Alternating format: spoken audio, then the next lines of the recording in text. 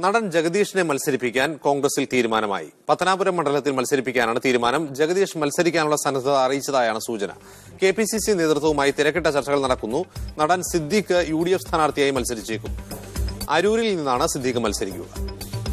റഹീസ് റഷീദുണ്ട് ഈ വാർത്തയുടെ വിവരങ്ങളുമായി. റഹീസ്, കോൺഗ്രസിൽ നടന്മാരുടെ ഒരു ലിസ്റ്റ് തെരഞ്ഞെടുപ്പ് അടുത്തു വരുന്ന സാഹചര്യത്തിൽ തന്നെ നിരവധി പ്രത്യക്ഷപ്പെട്ടിട്ടുണ്ട്.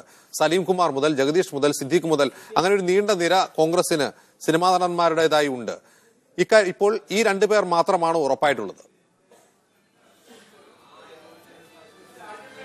നിലവിൽ കെപിസിസി ഹൈക്കമാൻഡിന് തയ്യാറാക്കിയ പ്രാഥമിക പട്ടികയിൽ നിലവിൽ 2 സിനിമാ നടന്മാരുടെ പേരാണ് ഇപ്പോൾ ഉള്ളത്. അത് സിദ്ദീഖിന്റെയും ജഗദീഷിന്റെയുമാണ്. പത്തനാപുരത്താണ് ജഗദീഷിന്റെ പേര് പറഞ്ഞിരിക്കുന്നത്.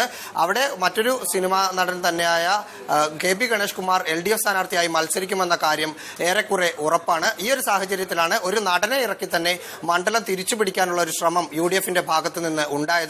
അങ്ങനെ നടത്തിയ ചർച്ചയിലാണ് ജഗദീഷിൽ ഏകദേശ തീരുമാനമായത്. ജഗദീഷുമായി കെപിസിസി നേതൃത്വം ഇക്കാര്യം സംസാരിച്ചിട്ടുണ്ട്. ജഗദീഷ് മത്സരിക്കാമെന്ന കാര്യം സമ്മതിച്ചതായി തന്നെയാണ് അറിയാൻ സാധിക്കുന്നത്. ഏറെക്കുറെ ജഗദീഷ് തന്നെയായിരിക്കും പത്തനാപുരത്തെ UDF സ്ഥാനാർത്ഥി എന്ന കാര്യം വ്യക്തമാണ് എന്ന് തന്നെയാണ് കെപിസിസി നേതൃത്വത്തിൽ നിന്ന് ലഭിക്കുന്ന വിവരം. മറ്റൊന്ന് ആലപ്പുഴ ജില്ലയിലെ അരൂർ മണ്ഡലമാണ്. അവിടെ നിലവിൽ CPMലെ A ആരിഫാണ് അരൂരിലെ MLA. അരൂർ തിരിച്ചുപിടിക്കാനുള്ള ഒരു ശ്രമത്തിന്റെ ഭാഗമായി സിനിമാ നടൻ സിദ്ദീഖിന്റെ പേരാണ് അവർ സജീവമായി പരിഗണിക്കുന്നത്.